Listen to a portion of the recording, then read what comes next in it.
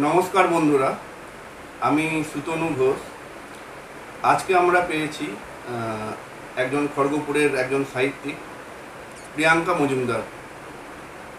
ওনার কাছ থেকে জেনে নেব ওনার জীবন সম্পর্কে, ওনার সাহিত্য চর্চা সম্পর্কে। প্রথমেই বলি, দিদি আপনি কেমন আছেন? নমস্কার। সুতনুকে আমার অনেক আশীর্বাদ বলি, ভালোবাসা বলি, শুভকামনা বলি, সব কিছু জানিয়ে কৃতজ্ঞতা বলি। আমি ভালো আছি। দিদি, আপনার জন্ম কি খড়গপুরে? না, আমার জন্ম খড়গপুরে না। আমি এমপি মানে মধ্যপ্রদেশের, আমি বিলাসপুরে আমার জন্ম। ওটা আমার বার্থ প্লেস। বাবা কর্মসূত্রে ওখানে থাকতেন। পরবর্তীতে আমার খড়গপুরে ফিরে আসা এবং বড় হওয়া বা যা কিছু বলতে পারো। কত বছর বয়সে আপনি খড়গপুরে প্রথম আসেন? আমি ওই ৫-৬ বছর বয়স হবে তখন আমি খড়গপুরে চলে আসি। আপনার ছোটবেলা থেকে লেখালেখির ক্ষেত্রে কারা কারা তেমনভাবে আপনাকে সাহায্য করেছেন, কারা কারা উৎসাহ প্রদান করেছেন, আপনার শুরুটা কিভাবে হয়েছিল এটা নিয়ে বললে ভালো হয়। দেখো, আমার না সবাই উৎসাহ দিয়েছিল আমাকে, কেননা আমি ছোটবেলা থেকেই দেখেছি যে আমার বাড়িটা লেখালেখিরই পরিবেশ ছিল বাড়িতে। মানে আমার জ্যাঠামশাইরা দুজনেই, দুই জ্যাঠামশাই অতুলমণির টিচার ছিলেন, এখানে সবাই জানেন, তপনেন্দু চক্রবর্তী এবং মাননীয় সুনীলেন্দু চক্রবর্তী। তো ওনারাও লেখালেখি করেছেন। তপনেন্দু স্যারকে তো সবাই লেখালেখি হিসেবে জানেন, দর্পণে মুখ, আরও অনেক বই উনি প্রকাশ করেছিলেন। তো বাবাও লিখতেন, বাবারও অনেকগুলো বই প্রকাশ পেয়েছিল। তো ছোটোবেলা থেকেই দেখতাম বাবা প্রাত্যহিকী শুনছে, বাবা সাদা কাগজ নিয়ে বসেছে লিখছে। তো ওই দেখে দেখে দেখে দেখে বা জেনেটিক্যালি হোক, আমার দিদিভাই ও লিখতো দেখতাম। তো লিখে দেখে দেখে না আমার একটা লেখার প্রতি ছোটো বয়স থেকে ঝোঁক হয়ে গেছিলো। আর বাবা মা সবাই উৎসাহ দিত। মানে বাড়ি থেকে উৎসাহ দেয়নি এমন লোকের অভাব ছিল না। জেঠুরা বলতো, জেঠিমা মানে আমার সোনা মা তপনেন্দু জেঠুর যিনি স্ত্রী ছিলেন, উনি আমাকে ভীষণ কন্যা সম স্নেহ করতেন, উনিও বলতেন। এইভাবেই আমার চলা শুরু আর কি। আচ্ছা, আপনার প্রথম লেখা কবে কোথায় প্রকাশিত হয়? প্রথম ছাপার অক্ষরে, যেখান থেকে আপনি উৎসাহ পেয়েছিলেন? দেখো, ছাপার অক্ষরে আমার প্রথম লেখা প্রকাশ পায় তখন আমি মেদিনীপুর রাঙামাটিতে আইটিআই করতাম। তো ওখানে প্রতিযোগিতা হলো, আউটডোর গেমস, প্রাইজ টাইজ পাওয়া গেল। এবার স্যাররা বললেন আমরা একটা ম্যাগাজিন প্রকাশ করব। তো বাবা আমাকে ছোটোবেলা থেকেই বলতো যে তুমি লেখার অভ্যেসটা করো, ডায়েরির পাতায় লিখে লিখে রাখো, লিখে লিখে রাখো। এইভাবে লিখতে লিখতে আমি একটা লেখা লিখেছিলাম, সেটা আমি মানে গল্প, প্রথম আমার গল্পই প্রকাশ, ছোট গল্প আমি আইটিআইয়ের ওই ম্যাগাজিনে দিয়েছিলাম। এবং ওই ম্যাগাজিনে তখন আমার বেশি বয়স ছিল না, ওই সময় ওই গল্পটা আমার প্রথম আইটিআর ম্যাগাজিনে প্রকাশ পায়, পিয়াসী বলে একটি গল্প। সেখান থেকে আপনার শুরু? সেখান থেকে আমার ছাপা অক্ষরে শুরু আর কি, মানে লিখতে স্টার্ট করা।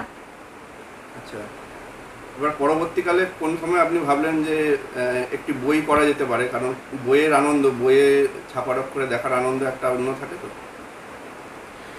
আমি লিখতে লিখতে লেখাগুলো অনেক ম্যাগাজিনে দেখলাম আমার লেখা বেরোচ্ছে, আর সবাই আমাকে বলছে, মানে যেখানে যেখানে লেখা দিয়েছি সবাই আমাকে প্রশংসা করেছে। এবং আমার ফেসবুক পেজেও বিভিন্ন পেজ থেকেও লেখা বেরিয়েছে, সেটা পরবর্তীতে বিভিন্ন জায়গায় কোট হিসাবে বা কোটেশন হিসাবে দিয়েছি।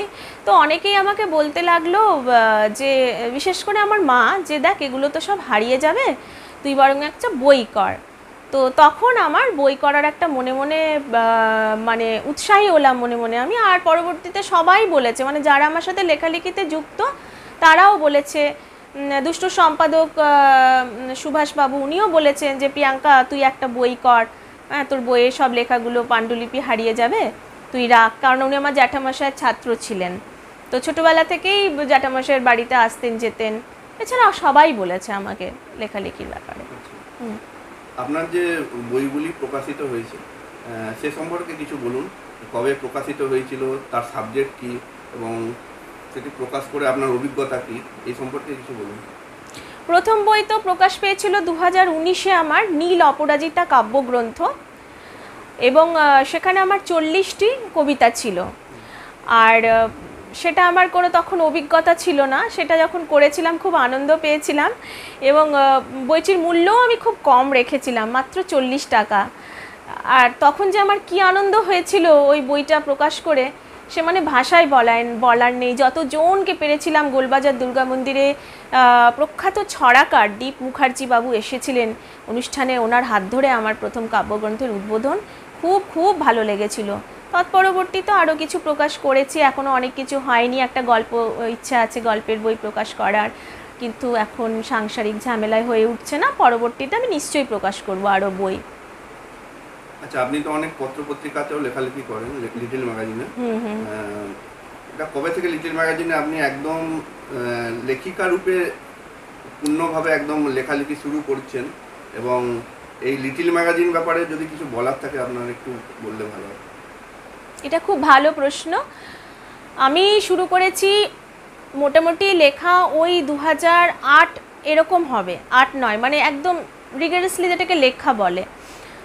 তখন আমার খুব অনেক কিছু কাজের মধ্যে আমি ইনভলভ ছিলাম, কিন্তু তাও আমি লেখা শুরু করেছিলাম। লিখতে লিখতে লিখতে লিখতে বেশ দেখলাম যে অনেক কিছু, মানে শুধু খড়গপুর নয়, খড়গপুরের বাইরেও, যেমন আলোর জোয়ার পত্রিকা একটি গড়বেতা থেকে প্রকাশ পায়। মধুমেতা বেতাল দিদি, উনি তখন একটি মানে পেপার প্রকাশ করতেন, পেপারের মতন একটি, ওতে লেখা দিয়েছিলাম। নয়নে, তারপরে কঙ্কল সাহিত্য পত্রিকা যেটা ডেবরা থেকে প্রকাশ পায়। আর বহু দুষ্টু তো ছিলই, ছোটোবেলা থেকে দুষ্টু তো ছিলই। দুষ্টুর হাত ধরে তো অনেকেই প্ল্যাটফর্ম পেয়েছে আমার মনে হয়, কারণ সুভাষদা খুব ফ্রেন্ডলি, মানে সবাইকেই উনি জায়গা করে দেন।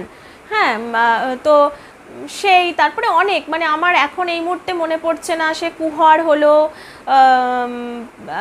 তারপরে আরও অনেক অনেক পত্রিকা আছে যেগুলোতে আমার বাইরেও, মানে বাইরেরও অনেক পত্রিকাতে আমি লেখা দিয়েছি, পূর্ব পশ্চিম মেদিনীপুরের বহু জায়গায়, আয়না সাহিত্য পত্রিকা, এভাবে অনেক অনেক পত্রিকায় আমার লেখা রয়েছে। আর এই লিটল ম্যাগাজিন সম্পর্কে আমার ধারণা হলো যে, আমার তো মনে হয় কোনো লেখক বা লেখিকা লিটল ম্যাগাজিনের হাত ধরেই তার আত্মপ্রকাশটা ঘটায়। প্রথমেই তো কেউ একটা বিশাল বই টই কিছু লিখে ফেলে না, প্রথমে ছোট ছোট জায়গা, যেমন কাগজের নৌকো। সাহিত্য চর্চার ক্ষেত্রে বাবার কাছে চিঠি আসতো পোস্ট কার্ডে, সাহিত্য বাসরে, তখন নন্দদুলাল রায়চৌধুরী বাবু চিঠি পাঠাতেন বাবাকে, সেসবও দেখেছি। ঘরোয়া সাহিত্য বাসর হতো। তো ওই লিটল ম্যাগাজিন সম্পর্কে আমার ধারণাটা খুব উচ্চ, আমার খুব ভালো লাগে লিটল ম্যাগাজিনের। আমি আত্মিকভাবে আমি চাই লিটল ম্যাগাজিনের প্রসার এবং প্রভাবটা চারিদিকে বিস্তার ঘটুক, এটাই আমি চাই। আচ্ছা, আপনি এই যে লেখালেখির জগতে আছেন, অনেক গুণী শিল্পী মানুষদের সংস্পর্শে এসেছেন, তাদের সম্পর্কে যদি আপনার কোনো অভিজ্ঞতা থাকে এবং এই সম্পর্কে যদি কিছু বলার থাকে বলতে পারেন। নিশ্চয়ই বলবো। খড়গপুরের বাইরে আমি তো নাচও খুব করতাম, নৃত্যশিল্পী ছিলাম। রেলে যতগুলো নাটক হতো আগে, রেলের নাটকে বাবা যেহেতু রেলে ছিলেন, ওখানে আমি নাটকেও প্রাইজ পেতাম। কমলদণ্ডবাবু নিয়ে যেতেন, প্রাইজ পেয়েছি সেখানেও। বামুনপাড়ার মাঠেও নাটক হতো, স্বপনদা বলে একজন করাতেন, দেবুদা ছিল, দেবু ভট্টাচার্য, তো সবাই মিলে আমরা নাটকও করেছি। নাচের জাজমেন্টও প্রচুর গেছি। তো এভাবে করতে করতে আমার মানে যেটা মনে হয়েছে যে এই যে বই বা বইয়ের যে আত্মপ্রকাশ বা ভালো লাগা, এটা মানে ছড়িয়ে যখন গেল এবং বিভিন্ন ভালো ভালো মানুষের আমি সংস্পর্শে এলাম, প্রত্যেককেই আমার ভীষণ ভালো মনে হয়েছে। আমার কখনোই মনে হয়নি কেউ একটা কারোর মধ্যে কোনো কিছু খারাপ রয়েছে।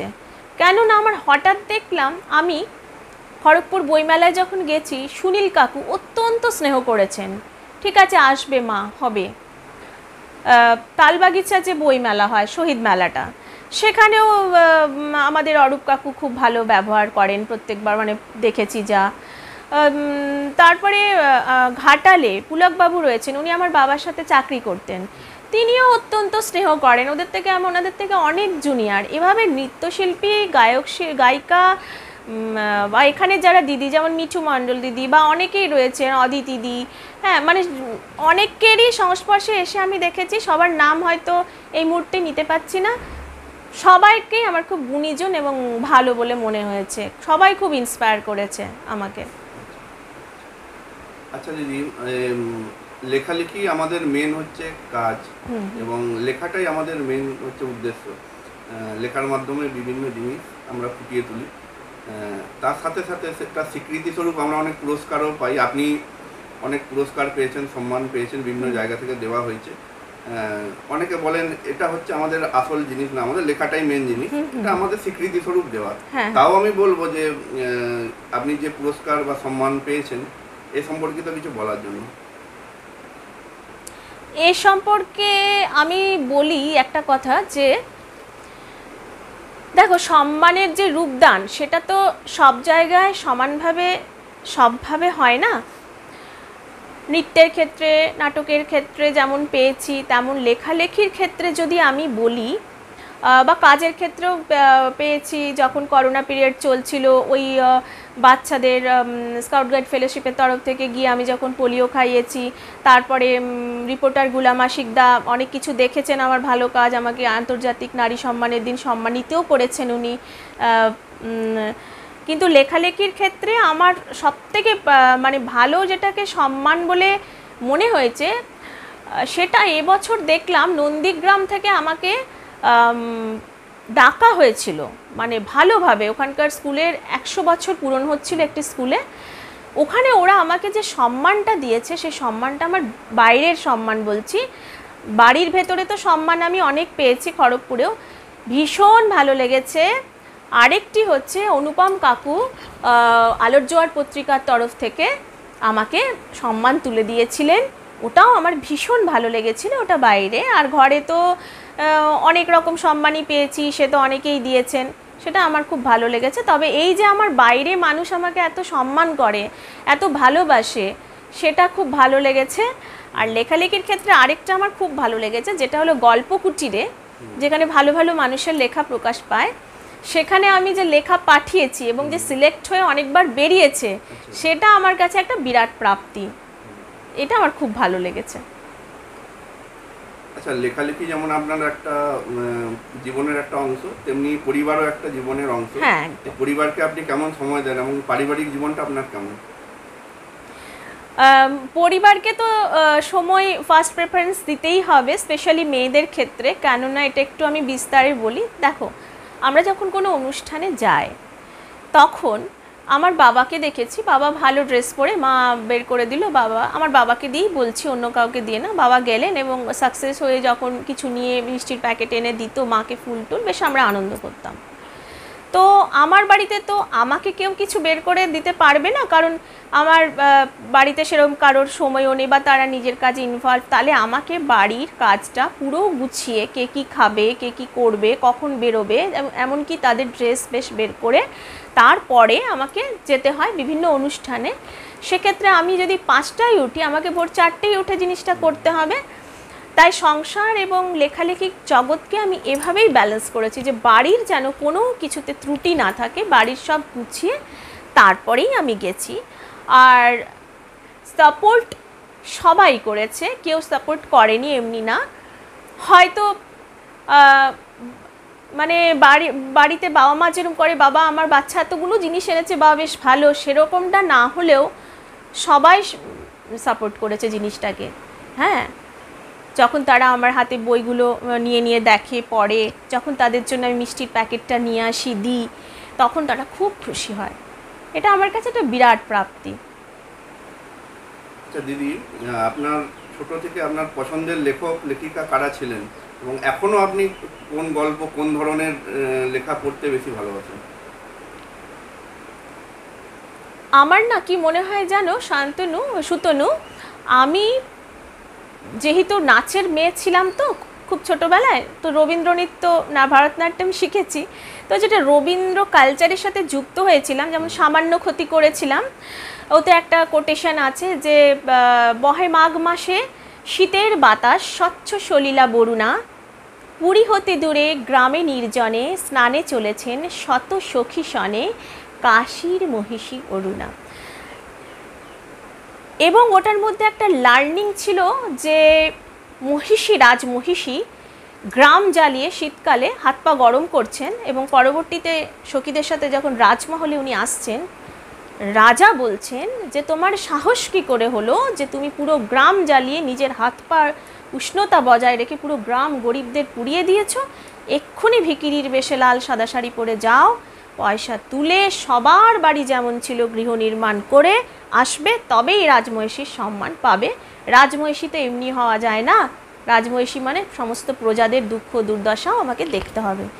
ওই যে মনের মধ্যে ক্লাস 3 থেকে গেঁথে গেল একটা জিনিস, তার পরবর্তীতে দেনা পাওনা, নিরুপমার গল্প, যেটা এখন মানে ডাউরি সিস্টেম বা পণ প্রথা যেটা চলেছে এত বছর আগে উনি লিখেছেন, এগুলো আমার মনে এমনভাবে প্রভাব বিস্তার করলো। বা চিত্রাঙ্গদা, অহো কি দুঃসাহস, স্পর্ধা, অর্জুনে কে যে করে অশ্রদ্ধা, এসব দেখে দেখে চণ্ডালিকা, নাচ এবং কবিতা, গান সব মিলে না মানে রবীন্দ্রনাথ যেন আমার রক্তে মনে বসে গেল।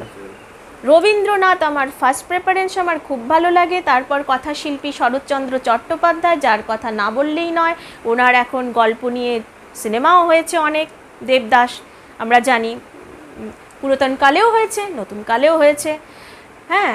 এবং মিস ওয়ার্ল্ড আমাদের ঐশ্বর্য রায়, উনি ওই সিনেমায় ছিলেন, মাধুরী দীক্ষিত,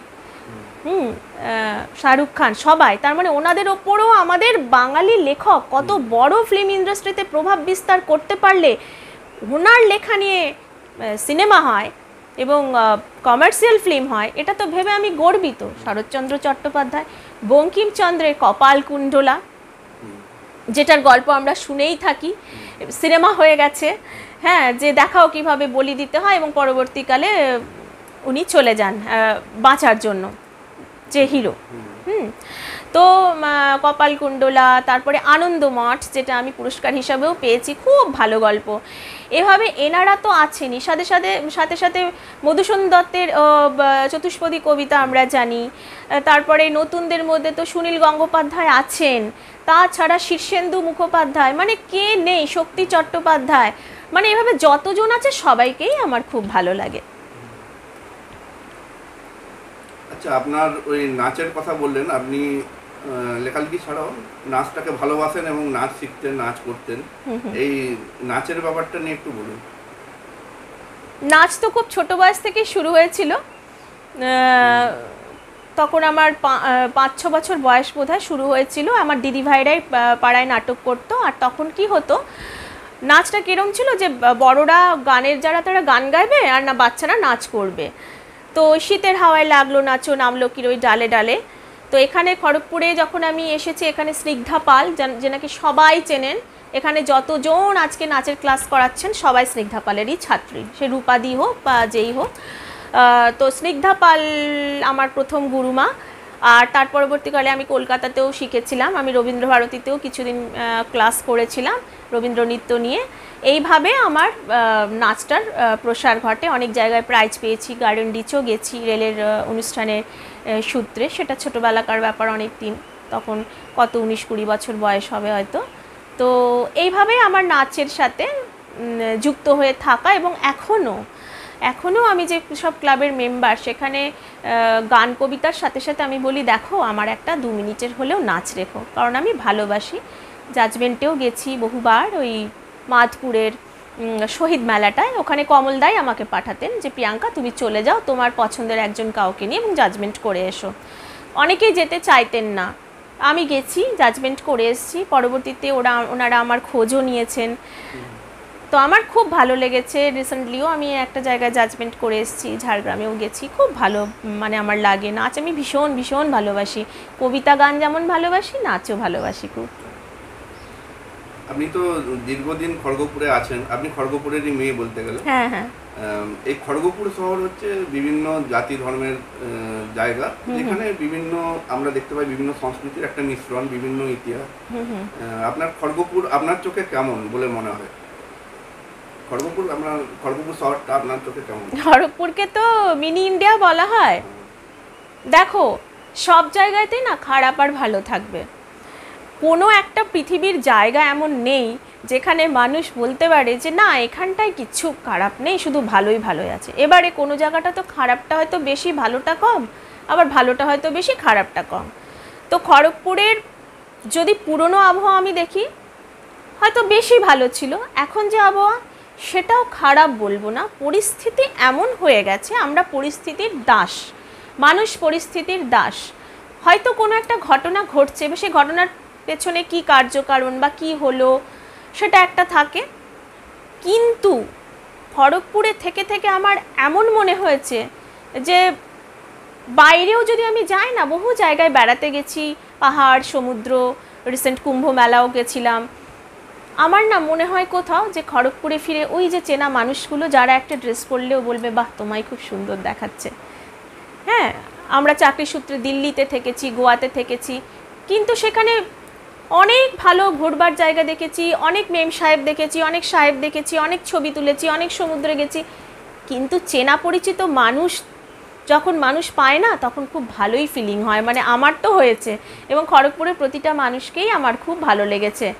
আমার একটা টোটোওয়ালা, রিক্সাওয়ালাকেও যতটা ভালো লেগেছে, আর ততটাই ভালো লেগেছে গুণীজনদেরও, সবাইকে, তারাও ভালো। কারণ একবার আমি ভাড়া পার্স ছেড়ে দিয়েছিলাম, আমি ভাড়া নিয়ে যেতে ভুলে গেছি, একটি টোটোওয়ালা আমাকে ছেড়ে বললো দিদি পরে আপনি ফোনপে করে দেবেন, আমি তাকে ফোনপে করে দিয়েছিলাম। আমার ভীষণ ভালো লেগেছিল তার ব্যবহার, বন্ধুরাও ভালো সবাই। তাহলে মানে সেসব বন্ধুরা এখনও সাপোর্ট করছে, লেখালেখির জগতে সব দিদি দাদারাও খুব ভালো। তাহলে আমার খড়গপুর ভীষণ প্রিয় জায়গা, যে জায়গায় আমি থাকি, যেই জায়গার ভূমিতে আমার বসবাস, সে নিশ্চিন্তেই খুব ভালো। দিদি, আপনার কোন জনারের লেখা লিখতে বেশি ভালো লাগে? আপনি বিভিন্ন ধরনের লেখালেখি করেছেন, কিন্তু কোন জনারটা আপনার বেশি টানে আর কি, বেশি আপন বলে মনে হয়? আচ্ছা, খুব দারুণ একটা কথা। সব লেখায়, সব ধরনের লেখায় আমি পড়ি এবং লিখি। যেমন শার্লক হোমসও পড়েছি, ডিটেকটিভ, কিরিটি অমনিবাসও পড়েছি 6টা খণ্ডের, বা যে কোনো আগাথা ক্রিস্টি, মানে সমস্ত লেখায় পড়েছি। রোমান্টিকও বেশ ভালো লাগে, সব কিছু ভালো লাগে। কিন্তু আমার মনে না কেন কি জানি ছোটোবেলা থেকে ছোটদের গল্প লিখতে পড়তে খুব ভালো লাগে। মানে হ্যাঁ, মানে কিশোর শিশু সাহিত্যতে কি হয় না, ওই যে বাচ্চাদের মনের যে ছোট ছোট একটা ব্যাপার থাকে না, ওদের যে দেখেও আমার অনেক কিছু অভিজ্ঞতা হয়েছে। মানে আমার না ওই জায়গাটা খুব ভালো লাগে। আমার যেমন ছোটোবেলা লীলা মজুমদারের গল্প যেমন আমি খুব পড়তাম, আর তখন আমাদের বার্থডে বা জন্মদিনে কি হতো, বন্ধুরা সব না গল্পের বই দিত, ওতে আকর্ষণ বেড়ে যেত। লীলা মজুমদারের বেশ অনেক গল্প ছিল, যে পুষি কী করে ঢুকছে, দুধ খেয়ে চলে যাচ্ছে, কাজের মেয়ে এসে বাচ্চা মেয়েটিকে বকছে যে তুমিই নিশ্চয়ই হোস্টেলে শর্ট চুরি করে খেয়েছো। আমার না খুব ভালো লাগে ওই শিশু কিশোর সাহিত্যের লেখালেখি করতে, আমার খুব পছন্দ আমার ওটা। এরপরে যেটা কোশ্চেনে যাব সেটা হচ্ছে আপনার একটা হচ্ছে টপিক হচ্ছে ভ্রমণ, একটা হচ্ছে সিনেমা। একটা একটা করে বলুন, মানে আপনি কোন সিনেমাগুলো দেখতে ভালো লাগে এবং কোন জায়গাগুলো আপনি ঘুরেছেন খুব ভালো লেগেছে, এবং এই জিনিসগুলো আপনার কাছে কেমন হয়? ঘোরা বলতে আমি, দেখো সুতনু, আমি তো ঘোরাঘুরির জায়গাতেই ছিলাম। তো যেমন যেখানে আমি গোয়াতে থেকেছি সেখানের মানুষ বলতো যে আমরা এখানের বাসিন্দা হয়েও এত ঘুরিনি যত তুমি ঘুরছো, হিন্দিতে বলতো আপ জিতনা ঘুমে হ্যাঁ ফ্যামিলি কে সাথ। তো কালাঙ্গুট বিচ থেকে নিয়ে বাগাটোর থেকে নিয়ে, মানে কিছুটা বাদ নেই। তো ওই বাগাটোরে আমার খুব ভালো লেগেছিল যে একটা পাথরের ওপর একটা মূর্তি আছে, মানে খোদাই করা কাটা।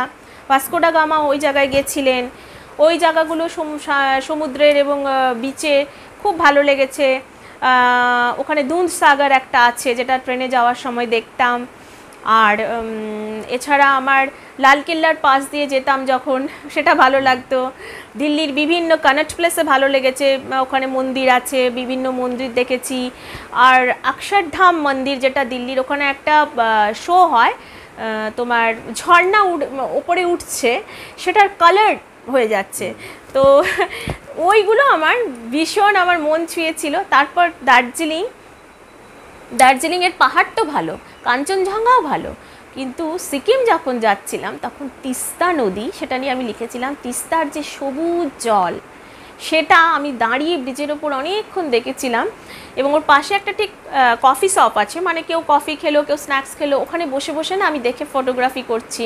আমাকে সবাই বলছে, বা আমাদের সাথে যারা গেছে বা আমার বাড়ির লোকজন বলছে যে আরে প্রিয়াঙ্কা দেরি হয়ে যাচ্ছে, এবারে চলো, আমাদের তো ঢুকতেও হবে, একটা টাইম তো আছে হোটেলে। ওই তিস্তা নদীটা না সবুজ রঙের, আমার ভীষণ ভীষণ ভালো লেগেছিলো। এছাড়া পুরী, জগন্নাথ, আগ্রাও তাজমহল আমাকে ভীষণ টেনেছিল, ভালো লেগেছিল। নীল যমুনা, সিমলা, সব কিছুই আমার খুব ভালো লেগেছে। আর আরেকটা জিনিস আমার ঘটেছিল আমার জীবনে, ওটা আমি গল্প আকারে দুষ্টুতে দিয়েছিলাম, নন্দিতার ভ্রমণ বলে। আমাদের সাথে তখন আমার বিয়ে হয়নি, আমি ক্লাস 12 দিয়েছি এবং হাই সেকেন্ডারির পর বাবা মা নিয়ে যখন ফার্স্ট টাইম দার্জিলিং গেছে, পরবর্তীতে আমি তো আবার গেছি দার্জিলিং, যে একটি ছেলে তার বাবা মার সাথে যাচ্ছিল এবং পরবর্তীকালে ওরা আমাদেরই ওই হোটেল আর্নিকোতে উঠেছিল। তারপরে ছেলেটা না ট্রেনে যেতে থেকে নিয়ে মানে ওখানে পৌঁছানো অবধি, পরের দিন 5 পয়েন্টস দেখতে যাওয়া অবধি না যা দেখছিল খুব আনন্দ মনে, বলছে এটা এরম ওটা সেরম, তো অনেকে টিজও করছিল। তো আমার হঠাৎ মনে হলো যে ও সব জিনিস দেখে এত উৎফুল্ল হয়ে কেন ওর মা বাবাকে এত জিজ্ঞেস করছে, বা এটা খুব সুন্দর, এটা এরম সেটা ওরম। তো আমি ওর মাকে আড়ালে জিজ্ঞেস করলাম যে আপনার ছেলে কোন স্কুলে পড়ে কি, তখন বললো ইংলিশ মিডিয়ামে পড়াশুনো করতো, সাউথ পয়েন্টে। আমরা বেড়াতে যাচ্ছিলাম, গাড়ি অ্যাক্সিডেন্ট হয়েছিল, আমার ছেলের চোখ দুটো নষ্ট হয়ে গিয়েছিলো, আমরা শঙ্কর নেত্রালয় থেকে অনেক চিকিৎসা করে ও ঠিক করিয়ে এখানে এনেছি, এখনও দেখতে পাচ্ছে, তাই ও এত খুশি হচ্ছে। ওটা শোনার পর আমার ভেতরটা না এত কষ্ট হয়েছিল, মানে আমি যখন ফিরে এসেছিলাম হোটেলে, সবাই যখন আমাদের পরিবারের সবাই বসে যখন মানে বাবার যারা বন্ধু বান্ধব সবাই যখন যে আয়, আন্টিরা বলছে আয় বস এখানে, তখন আমি দেখছিলাম যে ওই নীলাভ আকাশে কুয়াশা নেমে আসছে, আর ওই ছেলেটার কথা তখন আমি ভাবছি যে মানুষের জীবনে কত নিষ্ঠুর সত্যি থাকে, যে সত্যিটা জেনেও তার বাবা মা এবং সে খুশি আনন্দ করার চেষ্টা করছে। এবং মানুষের, আমার মনে হয় যে কোনো একটা মানুষ সম্পর্কে পুরোটা না জেনে কারোর কোনো মন্তব্য করা উচিত নয়, এটা আমার ব্যক্তিগত মতামত, তার পুরোটা জেনেই বলা উচিত। এটা আমার একটা বেড়াতে যাওয়ার বা ভ্রমণের বিষয় বললাম। সিনেমা, আর সিনেমা তো ছোটোবেলা থেকে পথের পাঁচালী বিভূতিভূষণ বন্দ্যোপাধ্যায়ের থেকে নিয়ে, তখন আমাদের তো ছিল ওই যে ভূতের রাজা দিল বর, জবর জবর 3 বর, খুব ছোটোবেলা থেকে ওগুলো দেখছি, ভীষণ ভাল লাগছে। সত্যজিৎ রায়ের সেই ভূতের হবে হবে সব হবে সব হবে সব হবে বলছে গুপি বাঘাকে, সে মানে একটা দারুণ ব্যাপার, কতবার করে যেগুলো দেখেছি তার তো ঠিক ঠিকানা নেই, সিডি প্লেয়ার চালিয়েও দেখা হতো তখন। সেটা তো সে থেকে তো শুরু হলো। নান্না ফারিস্তা, তখন ছোটোবেলায় আমাদের একটা টিভি ছিল, সিআরসেল কট, খুব পুরনো দিনের টিভি ছিল, শাটারটা না, ওতে নান্না ফারিস্তা বলে একটা সিনেমা দেখেছিলাম, যেটা আমার মনে খুব দাগ কেটেছিল, যে 3টে গুন্ডা মিলে, ওতে আমজাদ খানও মনে হয় ছিল, এখন আমার ঠিক মনে নেই, একটি বাচ্চা মেয়েকে মানুষ করে, তারা ডাকাত হয়েও মানুষ করে, এবং পরবর্তীতে তাদের যখন জেল হয়ে যায়, পুলিশ তাদের ট্রাকে বেঁধে ভ্যানে নিয়ে যাচ্ছে হাত বেঁধে, তখন ওই মেয়েটি বড় ডাকাত চেয়ে মানে মোটা সোটা তাকে বড়া আঙ্কেল, মাঝের জনকে মাঝলা আঙ্কেল, ছোটা আঙ্কেল বলতো। তো ওই ট্রাকটা চলে যাচ্ছে আর বাচ্চা মেয়েটা একটা সুন্দর সাদা জামা পরে সুন্দর, সে বাচ্চাটা মোটা সোটা মেয়েটা দৌড়ে দৌড়ে বলছে বড়ে আঙ্কেল, মেজলা আঙ্কেল, ছোটে আঙ্কেল, পুলিশওয়ালে আপনি কাহা লেকে যা রে, মানে ও তো জানে না ওরা ডাকাত, ওদের চোখ দিয়ে, ডাকাতদের চোখ দিয়ে জল ঝরছে, আর মেয়েটা ছুটছে ওদের পেছন পেছন, যে মেয়েটির কাছে কিন্তু তার শিশু মনে তারা ডাকাত নয়, তারা তাদের আঙ্কেল, এত কষ্ট করে দুধ খাইয়ে, তার জামা কাপড় পরিয়ে, তার ন্যাপি চেঞ্জ করে তাকে বড় করা হয়েছে। ওই সিনেমাটা ওই ছোটো বয়সে আমার মনে খুব দাগ কেটেছিল। মা শারদার নিয়েও একটা কিছু সিনেমা দেখেছিলাম, সেটাও আমার খুব ভালো লেগেছিল। মা ঠাকুর স্বামীজিকে আমি খুব শ্রদ্ধা করি, আদর্শ বলে মনে করি, তো সেও খুব ভালো লেগেছিল। মা শারদার ছোটোবেলার গল্পের বইগুলো থেকে যা হয়েছে। যখন বড় হয়েছি আরও কিছু কিছু সিনেমা দেখেছি, যেটা হচ্ছে मैंने प्यार किया, খুব ভালো একটা পরিষ্কার ছবি, সুরজ বারজাতিয়ার, ভীষণ পরিষ্কার ছবি, সেটা আমার খুব ভালো লেগেছিল, কিশোর বেলায় তখন খুব ভালো লাগতো। হাম আপকে হ্যায় কন, তারপরে অনেক অনেক এরকম সিনেমা রয়েছে। তেরে নাম, যেটা সলমান খান ভূমিকা চাওলার ছিল, খুব ভালো লেগেছিল। একটু নতুন নতুন ধরনের আলাদা, সির্ফ তুম, মানে আমার না একটু আলাদা সিনেমা ভালো লাগে, গতানুগতিক সিনেমা না হয়, যদি একটু আলাদা সিনেমা হয় তাহলে ভাল লাগে। বা আমির খানের ওই পাপা कहते हैं যে সিনেমাটা, কায়ামাত সে কায়ামাত তক, ওটা আমার এই জন্য ভালো লেগেছিল যে সব বাবা মাই তো চায় তার ছেলে ডাক্তার হোক, ইঞ্জিনিয়ার হোক, ভালো কিছু হোক, কিন্তু ছেলেটি হয়তো হতেও পারতো, কিন্তু সে একটি তখন ছেলে মানুষ পায়, সে একটি ভালোবাসার ইয়েতে পড়ে তারপরে কি করে তাদের মৃত্যু ঘটে যায়, সেটাও একটা। তো সব এরকম করে এখনো অবধি যা যা সিনেমা দেখেছি, বজরঙ্গি ভাইজান ভীষণ ভালো লেগেছিল, যে একটা বোবা মেয়েও কি করে কথা বলতে পারে, আমার খুব খুব ভালো লেগেছিল ওই সিনেমাটা। এরকম সিনেমা সম্পর্কে আমার এই ধারণা। বাংলা সিনেমা রিসেন্টলি আমি খুব কমই দেখেছি, তবে যা যা দেখেছি, দহন দেখেছিলাম আগে, ভালো লেগেছিল।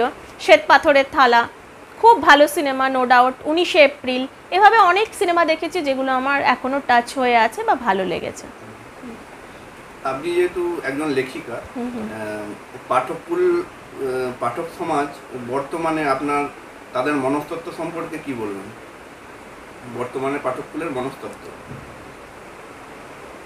বর্তমানে পাঠককুলের মনস্তাত্ত্বিক একটু পরিবর্তন হয়েছে, সেটা আমি আগেও বলেছি, পরিস্থিতির কারণে। কারণ এখন মুঠোফোনে সবাই আসক্ত, খেলাধুলা বাচ্চাদেরও নেই। আমি এটা আগেও একবার বলেছি, রিপিট করছি, যে আমাদের ছোটোবেলায় জন্মদিন হলে গল্পের বই আমরা উপহার দিতাম কিংবা পেতাম। তো সেই গল্পের বইটা এলে, যেমন বায়োস্কোপের বাক্স আমার ছিল, খুলে কতক্ষণে গল্পগুলো পড়বো, বায়োস্কোপের বাক্সেতে কী কী গল্প আছে, ভূতের বাড়ির রহস্য, বিভিন্ন গল্পের বই, বা সঞ্জীব চট্টোপাধ্যায়ের ওই হাসির হাসির গল্প। যে বইয়ের রান্না পছন্দ হয়নি, উনি এক জায়গায় লিখছেন যে কেলো ডাল পেঁকো ভাত, তার মধ্যে ভূতের খোকার মতো আলু সেদ্ধ এসে পড়লো, তো খুব হাসি পেত। এখন তো বাচ্চারা গল্পের বই সেভাবে কাউকে গিফট করছে না, এখন জন্মদিনেরও পার্টি হচ্ছে হোটেলে। বাবা মাও বাড়িতে, আমাদের বাবা মারা যেরকম খেটে রান্না করে 4টে উনুনে রান্না হতো, এনে করা হয়েছে, সেসব তো হচ্ছে না। তো বাচ্চারা ছোটোবেলা থেকে এই যে পড়াটা যে কী জিনিস সেটা বুঝতেই পারছে না। আমার তো মনে হয় ওদেরকে আস্তে আস্তে আমাদেরই ঠিক করতে হবে, যে তোমরা লেখো, তোমরা পড়ো, এইভাবে যদি এগোনো যায় আবার সব ঠিক হবে বলে আমি পজিটিভ মেন্টালিটিতে বিশ্বাসী, ঠিক হবে। এবং এখনও অনেক পাঠক রয়েছে যারা পড়ছে ভালো করে। তোমাকে আমি রিসেন্টলি বইগুলো দেখিয়ে বললাম যে আমার ছেলে ইংলিশ মিডিয়াম কনভেন্টে পড়ে, তো বাংলা পড়ে, কিন্তু না পারলে ইংলিশ বইগুলো পড়ছে। সে গল্পগুলো খুব সুন্দর, আমায় হয়তো বলছে মাম্মা এটা আজকে পড়লাম খুব ভালো লাগলো, ওটা পড়লাম খুব ভালো লাগলো। তো এখনও আছে পাঠককুল, নাহলে এত বইমেলা এত কিছু হচ্ছে কেন? বই তো হচ্ছেই খুব ভালো ভালো। দেখো, ফাল্গুনী মুখোপাধ্যায় একজন লেখক, যার একটি চিতা বহ্নিমান বলে একটি গল্প আমি পড়েছিলাম, অসাধারণ এক গল্প, যে কি সুন্দর গল্প, সেটা যতদিন না কেউ পড়বে রিয়েলাইজ করতে পারবে না। তো মনস্তাত্ত্বিক চেঞ্জ হলেও আমার মনে হয় অনেকে ফোনেও গল্প পড়ছে। আগে যেমন পুজো সংখ্যা নিতাম আমরা, দিদিমা ঠাকুমা মা সবাইকে দেখতাম, নবকল্লোল পড়ছে, আনন্দ মেলা, প্রসাদ, ভালো ভালো গল্পের বই আসছে, পুজো সংখ্যায় পড়ছি, আমরাও পড়ছি, ওনারাও পড়ছেন। আগের দিনের মানুষরা গল্পের বই পড়তেন, আমার দিদিমাও খুব পড়তেন, ঠাম্মাকেও দেখেছি পড়তে, বাবা এনে দিত বা পেপারওয়ালার কাছ থেকে নেওয়া হতো, তো পেপার যিনি দিতেন পূর্ণদা। তো এইভাবে আমার মনে হয় মনস্তাত্ত্বিক পরিবর্তনটা কিছুটা এই মডার্ন আমাদের এই জেনারেশনটা তো চেঞ্জ হয়ে গেছে, তো জেনারেশন চেঞ্জের কারণে হয়েছে, কিন্তু একবারেই যে চেঞ্জ হয়েছে বা কেউ পড়ছে না তেমনটাও বলবো না। পড়াশোনা হচ্ছে, বিবেকানন্দ সবাই পড়ছে, এখনও পড়ছে। বাচ্চাদের মানুষ করতে গেলে বিবেকানন্দ পড়তেই হবে সবাইকে। একটা গোল, একটা অ্যাচিভমেন্ট, একটা যদি আমাদের সামনে লক্ষ্য না থাকে এগোনো যাবে না। তো সেক্ষেত্রে আমাদের পেরেন্টসদের উচিত কিংবা আমাদের বড়দের উচিত যে একটা শিশু যখন ছোট থেকে বড় হচ্ছে তাকে কিভাবে আমরা গ্রুম করব, বড় করব চারা গাছের মতন। এইভাবে ধীরে ধীরে সবার মনস্তাত্ত্বিক পরিবর্তন ঘটবে বই, কারণ ওল্ড ইজ গোল্ড আবার পুরনো ফিরে আসবে। সেই তো কলা পাতায় খাওয়া, শাল পাতায় খাওয়া, বিয়ে বাড়িতে আবার ফিরে এসছে মাটির গ্লাস, তো হবে মাটির পাত্রে এখন লোকে ডিজাইন করে বিয়ে বাড়িতে দিচ্ছে, তত্ত্ব ইত্যাদিতে। তো আমার মনে হয় সব ঠিক হবে, একদিন আবার ফিরেও আসবে সব। আচ্ছা, আপনার কাছে অনুরোধ রইল আপনার লেখা কিছু কবিতা পাঠ করার জন্য এবং তার ভাবার্থগুলো একটু বলার জন্য। আচ্ছা, শুরু করুন। আমার প্রথম কাব্যগ্রন্থ নীল অপরাজিতায় আমি একটি কবিতা লিখেছিলাম মায়ের প্রতি। এখন মায়ের ছিল জন্মদিন, তো তখন কি হতো, মানে মাদের জন্মদিন অত ভালোভাবে তো পালন হতো না, মানে মা সে সব কিছু করবে। এখন যেমন গৃহিণীদের জন্মদিনেও বিশাল কেক দিয়ে খুব ভালো করে পালন হয়, তখন হতো না। হয়তো বাবা অনেক বাজার টাজার করে এনেছেন, রান্না হচ্ছে।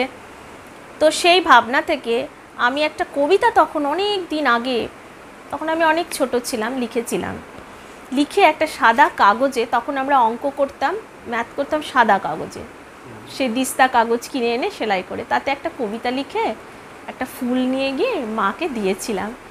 তো যখন আমি বইটা বার করি, মা তখন আমাকে বলেছিল যে এই কবিতাটাও তুই তোর কবিতার বইয়ে রাখিস। তো সেখান থেকেই আমি শুরু করেছিলাম কবিতা।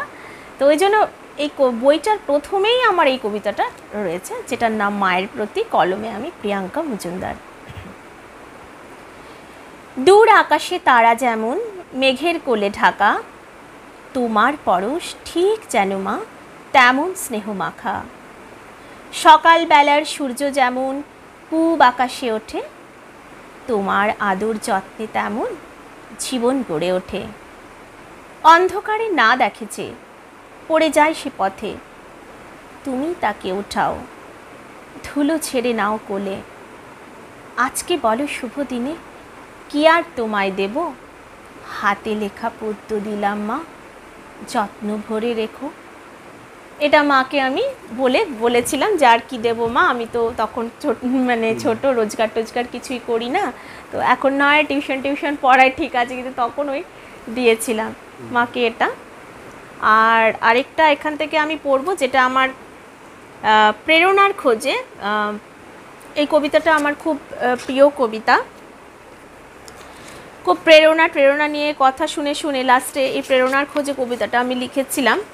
খুব ভালো লেগেছিল এবং আমার বাবাও দেখে বলেছিল, বাহ তুই তো কবিতার বইয়ে খুব ভালো একটা কবিতা লিখেছিস। তো আমি বাবাকে বলেছিলাম, তুমিই তো বারবার দেখতাম বলতে যে প্রেরণামূলক, তাই তো প্রেরণার খোঁজে। অনেক বছর ধরে আমি তোমাকে খুঁজে যাই, কিন্তু মুহূর্তের বহমানতায় তোমাকে পাইনি অনেক কাল। আমার চেতনার আকাশ কালো হয়ে আসে মাঝে মাঝে, সমস্ত শুভ্র অনুভূতিগুলো হারিয়ে যায় বুদবুদের মতো। তবু হাল ছাড়িনি, তোমাকে যে পেতেই হবে। তোমাকে ছাড়া আমার জীবনের ধূসরতা ক্রমবর্ধমান। তুমি আমার হৃদয় আকাশে আনন্দময়তার সুর, তুমি আমার চলার পথে ধ্রুবতারা। তাই তোমাকে হন্যে হয়ে খুঁজব, যত দিন না তোমার সাড়া পায়। হে আমার প্রাণের নোনা স্বাদের উৎস প্রেরণা। রিসেন্টলি একটা জেলা সম্মেলনে কম্পিটিশন হয়েছিল হিজলি স্কুলে, ওখানে আমি একটা লেখা কম্পিটিশানে নাম দিয়েছিলাম প্রবন্ধ প্রতিযোগিতা। তো ওটাতে নাম লেখা যাবে না, জাস্ট একটা রোল নাম্বার থাকবে, কারণ যিনি জাজমেন্ট করবেন তিনি যাতে দেখে না করতে পারেন। তো ওটাতে আমি প্রথম হয়েছিলাম, ওটাও আমার খুব ভালো লেগেছিল যে আমি লিখে 600 শব্দ, সেটাও আবার অত কম টাইমের মধ্যে লিখে জমা দিতে হবে, খুব ভালো লেগেছিল ওটা। তো সেইভাবেই তো ইন্সপায়ার হয়ে এখন তো চলছি। আচ্ছা, বৃষ্টি পড়ছিল খুব, সেদিন একটা খুব ইচ্ছে করেছিল কবিতা লিখতে, তখন আমি কলেজে পড়ি, এগুলো সব আমার জমা ছিল ডায়েরির ভেতর। মেঘ তুমি অভিমানী, বাদল ভেজা দিনে, রাগ করেছ কার ওপরে, তানপুরাটার সুরের টানে, নেমেছে বৃষ্টি আজ বিদ্যুতের হাত ধরে, স্বপ্ন আসে কাঁচের প্রাচীর ভেদ করে, রং তুলিকে ছুঁয়ে। এই একটা। যখন স্ট্রাগল এলো জীবনে, তখন একটা কবিতা লিখেছিলাম। ইউনিভার্সিটি যখন গেলাম, ট্রেনে অনেক সময় ট্রেন মিস হতো, অনেক সময় ছোটো ছোটো ট্রেনে উঠতাম। ভালো সবই ভালোর মধ্যে কখনো একটু মন খারাপ হয়, কখনো একটু ভুল বোঝাবুঝি হয়।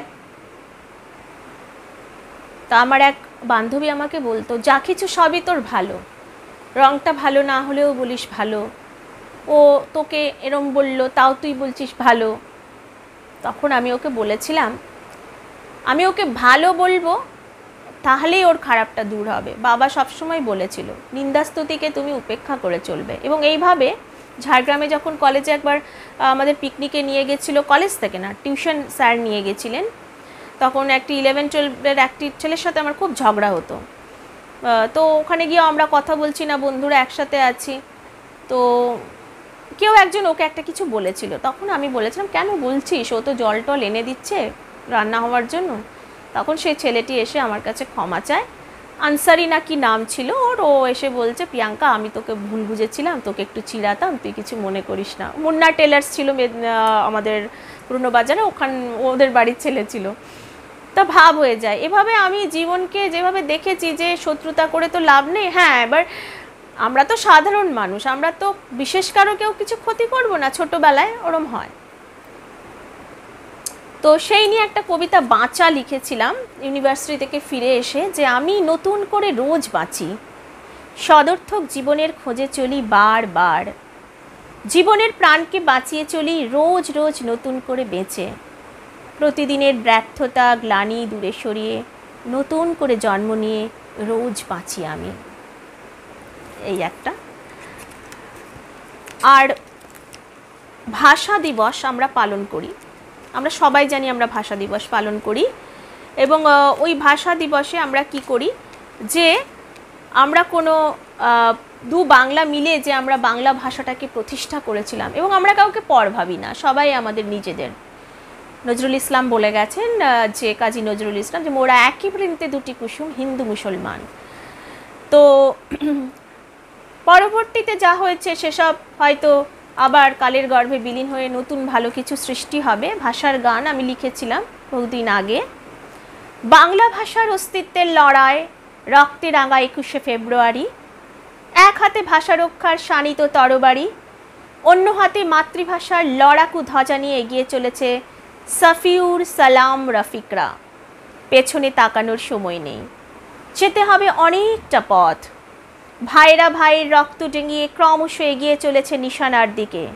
যত রক্ত তত শপথ, গর্জন আর হুঙ্কার, কামানো স্তিমিত করতে পারেনি ভাষা লড়াইয়ের যাত্রা। অবশেষে ভাষা মুক্তিযুদ্ধের বীর ভাইদের পরাক্রমতায় পিছু উঠল জল্লাদ বাহিনী, আর মৃত্যুঞ্জয়ী শহীদের রক্তে লেখা হলো 21শের গান। আমার ভাইয়ের রক্তে রাঙা 21শে ফেব্রুয়ারি, তোমায় কি ভুলিতে পারি। এইটা। আর এই বছর আমি ওই কবিতা দিবস নিয়ে হঠাৎ করেই একটা বসে কবিতা লিখেছিলাম। কবিতা দিবসের দিন আমি যেতে পারিনি, একটা অনুষ্ঠান ছিল, গুলাম দা আমায় অনেক করে ডেকেছিলেন, কিন্তু আমি বা নিমন্ত্রণ পেয়েছিলাম, কিন্তু বৃষ্টি নেমেছিল, টোটোটিও আসেনি, এবং সেই সময় আমি খুব অসুস্থ ছিলাম, মানে জ্বর সর্দি কাশিতে। একটি কবিতা লিখেছিলাম, বিশ্ব কবিতা দিন।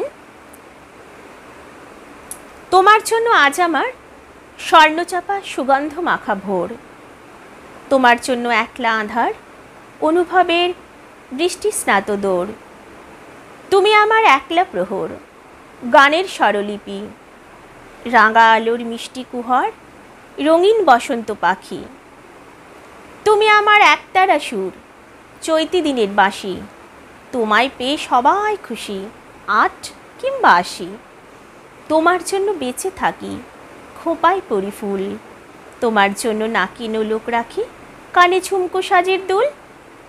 আজ তোমার দিন কবিতা, তোমার মায়া জাল, তোমার নেই বিনাশ মিত্রমিতা, তোমায় আশীর্বাদ করেন স্বয়ং মহাকাল। যুগ যুগ ধরে থেকো তুমি কবিতা ভাষায় রূপকে ছন্দে, বাস্তব কিংবা পরাবাস্তব রূপে। রবীন্দ্রনাথ, জীবনানন্দ, সুকান্ত, নজরুল হয়ে সকলের হৃদয় আত্মায় মিলেমিশে।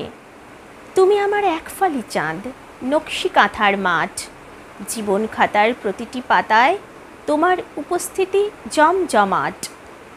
কবিতা আমার দোলের আবির, পর্বত মন্দিরের পবিত্র ঘণ্টায়, কবিতা আমার পূজার থালায়, পাহাড়ি ঝর্ণায়। কবিতা থেকো তুমি নৃত্য তালে, সায়েরি মনের ইমান বসন্ত, বেহাগ রাগের গজল খেয়াল, আদুরি রঙের গোলাপি দোপাচ্চায়। কবিতা আমার দিন যাপনের বিনিসুতোয় বাঁধা জরিসুতোর রেয়াজ, কবিতার হোক জয়, শ্রদ্ধা জানাই বেজে উঠুক বিনা সেতার পাখোয়াজ। কবিতা তুমি রামধনু রং, কখনো শীতল কখনো গর্জে ওঠো। বিশ্ব কবিতা দিবসে শুভকামনা, নিশিদিন ভালো থেকো। অনেক ধন্যবাদ দিদিকে আজকে ওনার সম্পর্কে বলার জন্য। যারা দর্শক আছে তারা অনেক তথ্য পাবেন, অনেক কিছু জানতে পারবেন দিদির সম্পর্কে।